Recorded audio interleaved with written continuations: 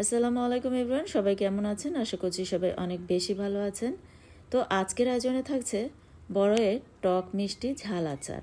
আচার বানানোর যে কতটা সহজ আজকের রেসিপিতে সেটাই শেয়ার করব। তো ছোট্ট একটি ভিডিও, ফুল ভিডিও জুড়ে আশা করছি সাথেই থাকবেন, তাহলে যে কেউ কিন্তু একদম বাইরের কেনা আচারের মতো আপনারা পারফেক্ট বড়য়ের আচারটি রেডি করে নিতে পারবেন।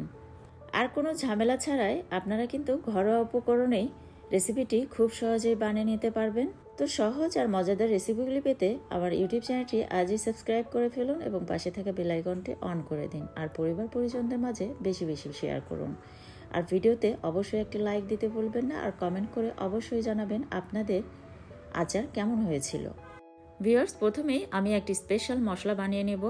আর তার জন্য এখানে 2 টেবিল চামচ পরিমাণ আস্ত ধনিয়া, 1 টেবিল চামচ পরিমাণ আস্ত জিরা আর কয়েকটি শুকনো মরিচ আর 2টি তেজপাতা আমি ভেজে নিচ্ছি।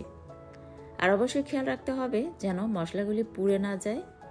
তো এগুলিকে ভেজে নিয়ে আমি ব্লেন্ডারে ব্লেন্ড করে নেব। আপনারা চাইলে পাটায় পিষে ওই কাজটি করে নিতে পারেন। আর দিয়ে দিলাম 1 চা চামচের মতো পাঁচফোড়ন।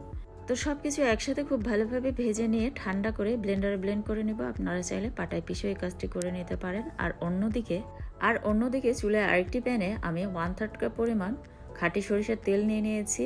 একটু গরম করে এর সাথে অ্যাড করে দিলাম 1 টেবিল চামচ পরিমাণ পাঁচফোড়ন। একটু ফোড়ন তুলে নিয়ে এর সাথে অ্যাড করে দিয়েছি কয়েকটি আস্ত শুকনো মরিচ আর 8 থেকে 10টি রসুনের কোষ একটু থেতলিয়ে এর সাথে অ্যাড করে দিয়েছি। আর এদিকে আমি রাজবড়ই খুব ভালোভাবে ধুয়ে বোটা ছাড়িয়ে নিয়েছি। আর এগুলিকে কিন্তু আমি অফ ক্যামেরায় 5 মিনিটের মতো খুব ভালোভাবে সিদ্ধ করে নিয়েছি। আর বড়ইগুলি এখন আমি এর সাথে অ্যাড করে দিলাম, দিয়ে এখন খুব ভালোভাবে মিক্স করে নিয়েছি। আর স্বাদ মতো আমি বিট লবণ অ্যাড করে দিলাম, এই ধরুন 1 টেবিল চামচের মতো হবে। আর এটা রাজবড়ই ঠিকই, কিন্তু এটা একটু টক টাইপের ছিল। তো আমি 1 কাপ পরিমাণ খেজুরের গুড় অ্যাড করে দিচ্ছি। আর এই খেজুরের গুড়টা কিন্তু আমি বাসায় তৈরি করে নিয়েছি। রসটাকে আমি খুব ভালোভাবে জাল করে কিন্তু এরকম ঘন করে নিয়েছিলাম আর সেটা রেখে দিয়েছিলাম, সেটাই কিন্তু এর সাথে অ্যাড করে দিয়েছি। তো আপনাদের স্বাদ মতো কিন্তু গুড়টা আপনারা অ্যাড করে নেবেন। আর 1/4 কাপ পরিমাণ দিয়ে দিলাম তেঁতুলের পিউরি। তেঁতুলটাকে কিন্তু আমি রাতে ভিজিয়ে রেখেছিলাম আর সকালে কিন্তু এটাকে হাত দিয়ে কুচলিয়ে পিউরি বানিয়ে নিয়েছি আর সেটাই কিন্তু অ্যাড করে দিয়েছি। তো লবণের পরিমাণটা আমার কাছে একটু কম মনে হচ্ছিল, তাই আর একটু বিট লবণ অ্যাড করে দিলাম। আর বিট লবণ যদি হাতে কাছে না থাকে সেক্ষেত্রে আমরা যে সাধারণ লবণ ইউজ করে থাকি সেটাও অ্যাড করে দিতে পারেন। তবে আচারের ক্ষেত্রে বিট লবণ দেওয়ার চেষ্টা করবেন, তাতে স্বাদটা কিন্তু খুব ভালো আসে। তো গুড়টা দেওয়ার পরে কিন্তু এটা থেকে অনেক পানি বেরিয়ে আসবে আর এই পানিতেই কিন্তু বড়ইগুলিকে খুব ভালোভাবে সিদ্ধ করে নিতে হবে। তো আমি প্রায় 10 মিনিটের মতো সিদ্ধ করে নেওয়ার পর এর সাথে অ্যাড করে দিয়েছি ব্লেন্ডারে ব্লেন্ড করা সেই মশলার পেস্ট।